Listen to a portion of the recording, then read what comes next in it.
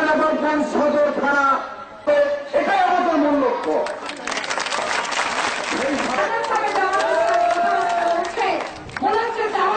বিএনপিকে পরিচালিত করবে, জামাত ইসলামের মধ্যে চাঁপাইনবাবগঞ্জে বিএনপিকে উঠতে বসতে হবে। আমি একবারে স্পষ্ট করে বলতে চাই, জামাত ইসলামের নেতৃবৃন্দকে লজ্জা থাকা দরকার। ঢাকা শহরে দাড়ি কেটে টুপি ফেলে জিন্সের প্যান্ট আর গেঞ্জি পরে বিএনপির শেল্টারে খালেদা জিয়ার মিছিলে খালেদা জিয়াকে নেত্রী মেনে তোমাদেরকে মিছিলে যেতে হয়। আর চাঁপাইনবাবগঞ্জে তোমরা বিএনপি সম্পর্কে বড় বড় কথা বলে যে সমস্ত অপপ্রচার চালানো হচ্ছে, ভবিষ্যতে সাবধান কিন্তু হতেই হবে। আজকে মা বোনেরা, এই চাঁপাইনবাবগঞ্জে 81 সাল থেকে আমি আসি, এখানে সবসময় দেখেছি বরাত ছুঁড়ে ছুঁড়ে ভোট যায়। মেয়েদেরকে হাবিয়া প্রচুর ভয় দেখাচ্ছে, দেখতে নাকি চলে যাবে জামাতের পাশ থেকে ভোট দিলে। রশিদুর রহমান যখন মাথুর মার্কাতে স্বতন্ত্র ভোট করলো ঘড়ি মার্কায়, তখন তারা কি বললো, ঘড়িতে ভোট দিলে বেহেশত পাওয়া যাবে। 2008 সালে যখন দাঁড়িপাল্লায় ভোট করলো, ওরা দাঁড়িপাল্লায় ভোট দিলে বেহেশত পাওয়া যাবে।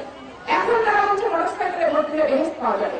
মানে প্রতীকের সাথে সাথে বেহেশতের পরিবর্তনটা হচ্ছে। আজকে জামাত ইসলাম যদি বেহেশত দেওয়ার মালিক হতো, তাহলে তারা কাদের কন্যার ফাঁসিটা কেন বন্ধ করতে পারলো না? এই জিনিসটা মা বোনদেরকে বুঝতে হবে। আজকে যারা কোরআন শরীফ নিয়ে আপনাদের শপথ করাচ্ছে, তাদের কি উঁচু ঠিক ছিল? তারা কি 5 ওয়াক্ত নামাজ পড়ে? এই জিনিসটা আপনারা একবার প্রশ্ন করে দেখলেন না তাদেরকে? আজকে জামাত ইসলাম গাঁজাখোরকে গাঁজা পয়সা দিয়ে ভোট দিয়েছে, যারা মাতাল তাদেরকে মদের পয়সা দিয়েছে, যারা সমাজে আরো বেশি বেশি অপকর্ম করে তাদেরকে অপকর্মের পয়সা দিয়েছে। তাহলে জামাতের ইসলাম, জামাতের নাম থেকে ইসলাম নামটা তুলে দিতে হবে। কারণ ইসলাম কখনো বিপদকামীকে সমর্থন করে না। আজকে বেহেশত দিতে চায় তারা, আল্লাহর সাথে শিরক করে, মানে আল্লাহর চেয়ে তারা ক্ষমতাধর হয়ে গেছে। মুসলমান থেকে তো নাম খালি দোকানে নিতে হয়ে গেছে।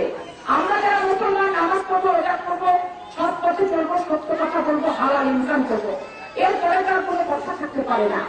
আজকে জামাতের যে সমস্ত মহিলারা বাড়িতে বাড়িতে মহিলাদেরকে বিভ্রান্তি করেছে, তারা যে বেহেশত পাবে তার কোনো গ্যারান্টি আছে?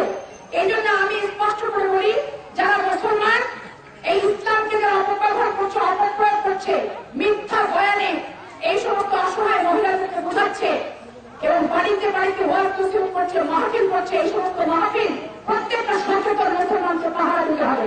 হাদিস কোরআন বর্ণনা করে যখন দাঁড়িপাল্লা জামাত ইসলামের পার্টি করতে ভোট চাবে, সেখানে মাহফিলে যারা উপস্থিত থাকবেন মুসলমানেরা, মা বোনেরা, প্রত্যেককেই কিন্তু বাধা দিতে হবে।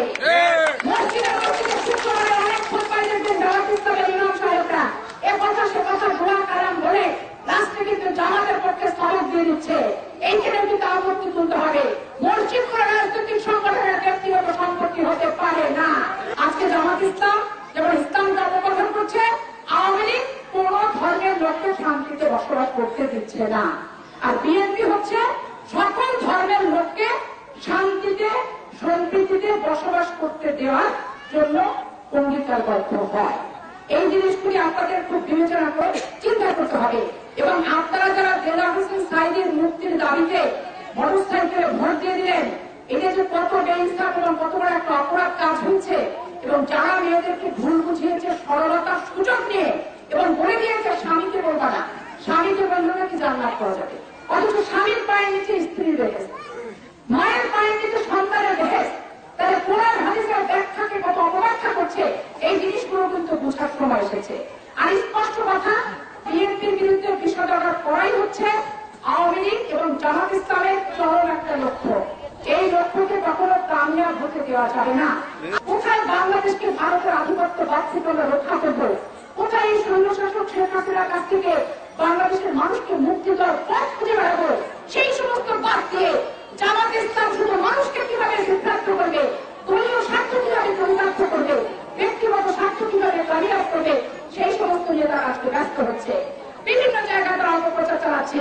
স্পষ্ট করে জামাতের লোকদেরকে বলতে চায়, আপনারা যারা জামাত ইসলামের নেতা, 3 দুটি পরিবারের সদস্য, দিন এনেছেন দিন খেয়েছেন, জামাত ইসলাম করতে যে রিক্সাওয়ালার কাছ থেকে ইয়াদের পয়সা নিয়েছে, সেই পয়সা মেরে আজকে অট্টালিকার মালিক হয়েছেন, রাজধানী হোটেল বানিয়েছে,